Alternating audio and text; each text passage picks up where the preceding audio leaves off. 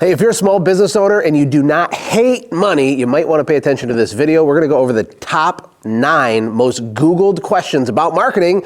And why should you listen to me? Maybe you shouldn't. I have built and sold 4 companies and I've mentored over 1,000 people. I also made 20 million bucks on the internet selling my knowledge.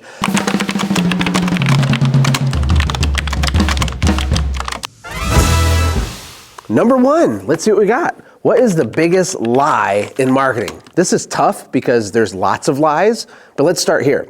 One of the biggest lies is that you're not a marketer right now, or that marketing is optional. You see, you're already a marketer right now, even if you're not doing marketing. And the reason why is that everything is marketing and marketing is everything. The way that you talk to yourself when you wake up in the morning is you marketing to yourself. The way that you parent your children is a form of marketing. Dating, if you're in the dating pool, is definitely marketing. And even if you're not running ads for your business, you're marketing all the time, because marketing isn't something that you do or don't do. It's something you're already doing. So that's a form of a lie. Another lie about marketing is that it takes money to make money. And that's just not true. You can actually make lots of money spending $0 if you know how to think asymmetrically about marketing. One of the core things we teach at Warplan is this idea called FRAP. FRAP doesn't cost money, but it always makes you money. And it's a way of looking at your business to extract dollars that don't cost money. And if you want to do a deeper dive on what FRAP is and how to use it, I teach it for free. There should be a link somewhere up here. You can click that and watch that video next. Okay, search term number 2, how do you measure the success of a marketing campaign? This is a tricky question, I'm not going to lie. Here's a couple things to keep in mind. Number 1, you got to actually measure stuff in the first place. Most people measure nothing. But the other thing is make sure that you actually understand the real value of getting a customer. And what I mean is you might spend $100 on an ad and get a customer and think that's okay, but then when it goes to $200, you panic and you turn it off. And that may or may not be a bad idea, I don't know. But you got to understand that there's money you get from the customer right now, then there's repeat money you get from the customer in the future. There's the total lifetime value of that relationship. There's cross-sells and upsells. There's referrals that can come from that customer. And you're going to be best off thinking more long-term about the value of a customer, because if you're a cheapskate on the front end, what you're doing is you're just slowing down how fast you grow. And if you're a good person that does a good job, you'll still grow. You'll grow organically, but it's going to take you too long to reach escape velocity and get free from your business and have a multi-million-dollar cool automated thing. So how do you measure the success of a marketing campaign? Think about the real lifetime full value of a customer and ask yourself, how much are you willing to spend of that to get one of those? Okay, number 3, we have, how do you build customer loyalty through marketing? Well, like I said before, everything is marketing and marketing is everything. So specifically how to build customer loyalty, I mean, it's the way that you deliver what you do, because you don't stop marketing after you get the customer. You just start internally marketing to your customer. So the sale never really stops. You run an ad, that's marketing, they buy from you, okay? And then you begin the process of marketing through the customer life cycle, right? So you build loyalty by wowing and delighting, exceeding expectations. There's a book called I Said This, You Heard That. And a quote that I like is, the biggest illusion with communication is that it has occurred. What am I talking about? What I'm talking about is people get disappointed and have low customer loyalty because you didn't meet their expectation of what they thought was going to happen with your service. And so the way to have horrible loyalty would be to break expectation with the customer. And so the inverse of that means to have lots of customer loyalty, we need to exceed expectation every chance we get. That means if they think you should answer your phone in 3 rings, you answer it in 1. If they think that you should be this level of professional at their house, well, then you're this level of professional. If they think your flyer and your literature should be this way and it's upgraded from that, all of these things are marketing. It builds loyalty, it builds trust with your customer. The next one is, what is the future of marketing? I think the future of marketing, this might sound crazy, especially if you have a local business, a lot of it has to do with personal branding. Everybody has a personal brand now. You see all these TikTok people, somebody starts making homemade pickles and selling jars of pickles for their TikTok store, and you see these things happening. What's happening is there's more people than ever before that are famous, but there's less people than ever before that are super gigantically famous. What does that mean? Well, Dwayne Johnson, The Rock, he might have, hundreds of millions of followers on Instagram. That's going to be more rare going forward, but what's going to be more common is someone like you having 10,000 followers locally and building a wicked good business because of that.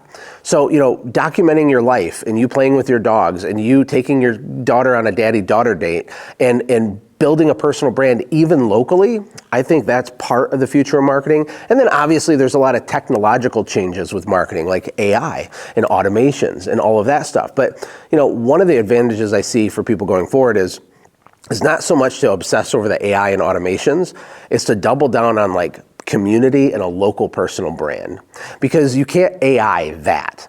And I think people are automating themselves to death, right? So if you still have an actual personal touch and you have a personal brand locally that people can vibe with, it's really hard for someone to compete with you, especially on price, because now it's not even about price, it's about the relationship. Okay, next one is, how can small business compete with big brands in marketing? Well, you can't do what the big brands do because they play by different economic rules, right? But they can't do what you do. And meaning this, most big companies are constantly trying to make it seem like they're just a small guy next door trying to do a great job. The big companies are trying to look small. And then the small companies are trying to look big, right? Actually, one of the biggest advantages that you have when you're small is the fact that you're small. So in terms of directly competing with big brands, I wouldn't even think of it like that. I would think of, how do I wow and delight and exceed expectations? How do I make noise and make a ruckus? How do I network and meet lots of people and over-deliver for my clients? Because you're going to wake up one day and be unbelievably successful, and there's nothing a big brand can do to stop you, even if they have a huge marketing budget. All right, next we have, how do you market a product that people aren't searching for yet? There's two types of marketing. There's intent-based marketing and there's interruption marketing. And intent-based marketing is something like Google Ads, for example. So you can buy ads on Google and your ad will pop up when someone is looking for the very thing that you have. And this is great. That's intent-based marketing. And let's say that there's 115 people a month searching for pet groomers in Wichita. Well, that's cool. So you want your ad in front of those 115 people. That's an intent-based marketing strategy. It's really great. Here's the problem though. The problem is I can't take that 115 people and turn it into 311 people. I can't make it true that 400 people search for that in Wichita, because however many people search for it is however many people search for it, right? So if people are not searching for you, you can't do the intent-based marketing stuff, but you can totally do the interruption-based marketing stuff. What is that? Well, it's a Facebook ad. It's a flyer. You're bugging people and you're bothering people to pattern interrupt them and get them to pay attention to your thing. The key is to get good at interrupting people's pattern, having a hook, and then showcasing the benefits and the features of your product, right? And just focus on interruption marketing. So Facebook ads, direct mail locally can do that. You just unfortunately wouldn't be able to do the search game.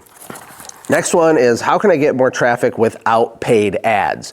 There's two types of ways to get traffic, money or time. So getting eyeballs on your offer and letting people know you exist, you can just pay money and people will know that you exist, or you can use your time and people will know that you exist. Now, if your business is really small, the good news is that even though you don't have a lot of money, you probably have a bunch of time, right? And we need to invest the time. So how do you get more traffic? Networking, shaking hands, kissing babies, joint venture partnerships, all the other non-competing local businesses in your area, become their best friend. Take them out to lunch, buy them a bagel and a cup of coffee, and let them promote your stuff to their customers. And you can promote their stuff to your customers, and just constantly be involved in these things. Relationships are a huge competitive advantage. And if you want to get more attention on your offers, you're going to do it through other people's audiences. And you do that by becoming friends and networking with everybody that you can. All right, number 8, how to get people addicted to your products. I feel like I'm a tobacco company now or something. I mean, it's really simple. It's exceeding expectations. They did a study with waiters and waitresses that when they bring you your check, if they give you some mints with the check, your tip goes up a little itty bitty tiny bit. But if they bring you your check and leave you 2 mints, turn around and walk away and then stop, and then come back to you and give you 5 or 6 extra mints and give you a little wink. When they do that, the tip goes up a gigantic amount. Why? Well, it's because they're exceeding expectations. The customer thinks everybody just gets a mint with their bill, so the server doesn't get like brownie points because they did that. It's part of the normal system. So how to get people addicted to your business is think through all the opportunities, little ones, for you to do more than the customer thought they were supposed to get from you. And the more times you do that, the more addicting you become. It builds magnetism and it builds loyalty with your brand. Okay, last but not least, what is the definition of marketing?